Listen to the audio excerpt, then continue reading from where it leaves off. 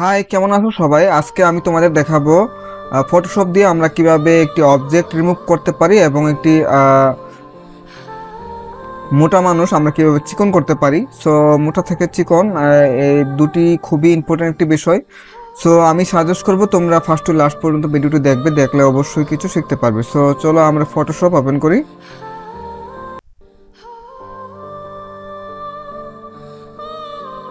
So প্রথমে আমরা দেখব অবজেক্ট আমরা কিভাবে রিমুভ করতে পারি। সো আমাদের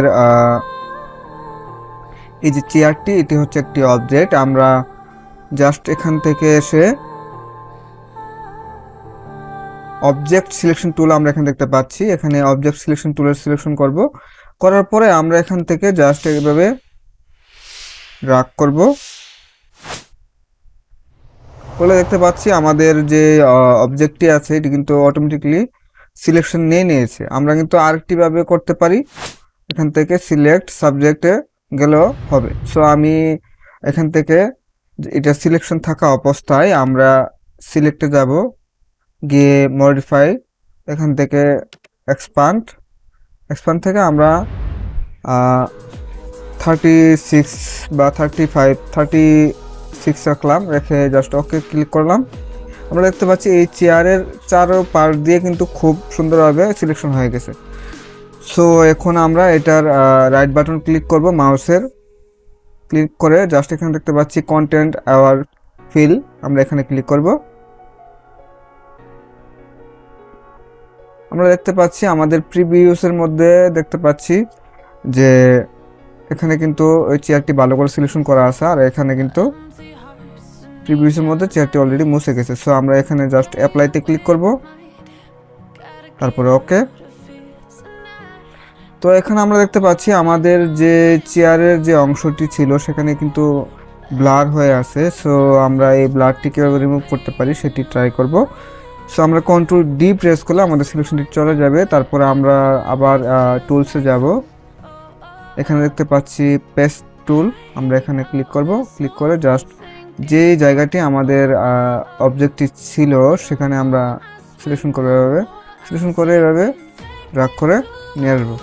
সো আমরা যেখানে একটু ব্লার টাইপের দেখবো আমরা সেখানে একটু অ্যাডজাস্ট করে দেবো।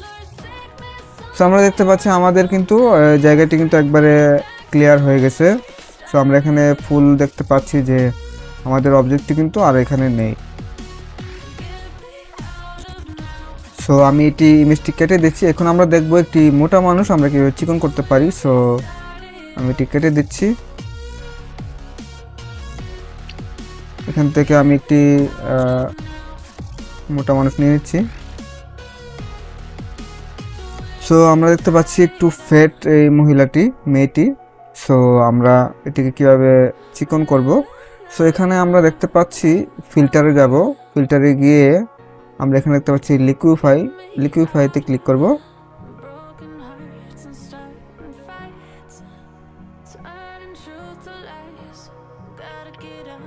লিকুইফাইতে ক্লিক করে আমরা এটি একটু স্ক্রল করে বড় করে নিচ্ছি।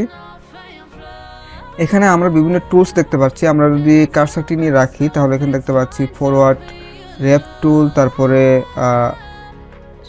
রেক্টাঙ্গুলার ব্রাশ, তারপরে এখানে বিভিন্ন ট্রায়াঙ্গেল, পিকার, এরকম টুলস দেখতে পাচ্ছি, এক একটার এক এক কাজ। সো আমরা প্রথমে নিব ফরওয়ার্ড র্যাপ টুল। আমরা ফরওয়ার্ড র্যাপ টুল দিয়ে জাস্ট এখানে আমরা যদি কার্সারটিকে বড় করি তাহলে আমরা কার্সারটিকে আল্ট প্রেস করে রাইট বাটন ক্লিক করে ডান দিকে ঘোরাবো, তাহলে দেখতে পাবো যে আমাদের কার্সারটি বড় হচ্ছে। আবার যদি বাম দিকে নেই তাহলে দেখবো এটা ছোট হচ্ছে। তো আমরা যতটুকু প্রয়োজন আমরা নিয়ে নেব। তো আমি এখান থেকে নিয়ে জাস্ট এইভাবে যদি বাম দিকে পুশ করি তাহলে দেখতে পাচ্ছি এটা কিন্তু চিকন হয়ে যাচ্ছে।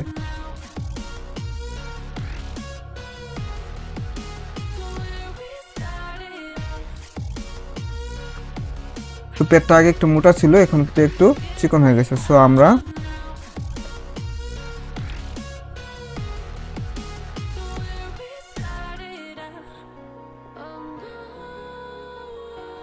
যে বাড়তি অংশগুলো আছে আমরা সেগুলোকে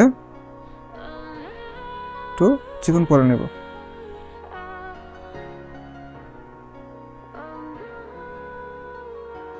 সো আমি খুব অল্প সময়ের মধ্যে দেখাচ্ছি যে কাজটি কিভাবে করা যায়। এটি হচ্ছে খুব আস্তে ধীরে কাজ, আস্তে ধীরে না হলে ভালো হবে না।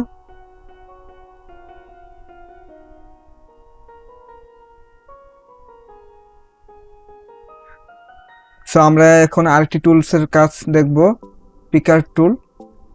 সো আমরা পাকার টুল আমরা এখানে সিলেকশন করব, করা অবস্থায় আমরা এখানে জাস্ট একটি করে ক্লিক করব, দেখুন চিকন হয়ে যাচ্ছে কিন্তু।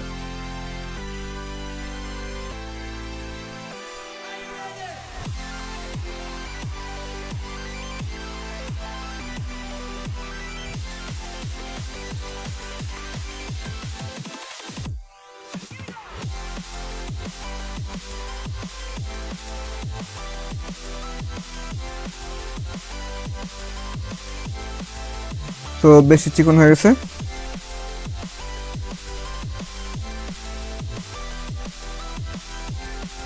তো এটুকু আমরা দেখব যে আমরা আমাদের যে আগের পিকচারটা ছিল কিরকম ছিল আর এখন কিরকম।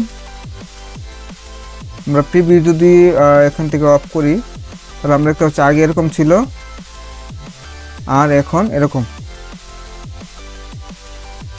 আশা করি আপনারা ডিফারেন্সটি বুঝতে পারতেছেন। আগে দেখুন কত একটি মোটা একটি ছবি ছিল, এই যে আমি যদি প্রিভিউটা অফ করি তাহলে আগে এরকম একটি মোটা একটি মহিলা ছিল, আমরা যখন লিকুইফাই করলাম তখন দেখুন এরকম একটি চিকন হয়ে গেছে, মানে আগে যে মোটা ছিল সেটা বোঝা যাচ্ছে না। সো আমরা ওকেতে ক্লিক করব।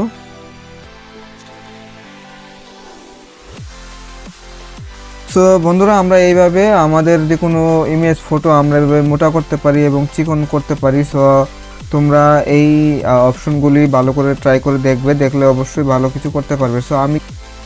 সো বন্ধুরা আমার এই টিউটোরিয়ালটি দেখে যদি তোমরা মনে করো যে তোমাদের একটু হলো উপকার হয়েছে, তোমরা কিছু শিখতে পেরেছো, তাহলে আমার এই চ্যানেলটি সাবস্ক্রাইব করবে, করে আমার সঙ্গেই থাকো।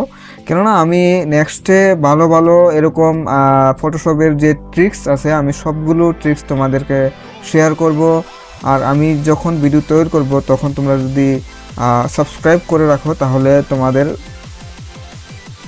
কাছে ভিডিওগুলি পৌঁছাবে। সো ভালো থাকবে সবাই, আজকে এই পর্যন্তই।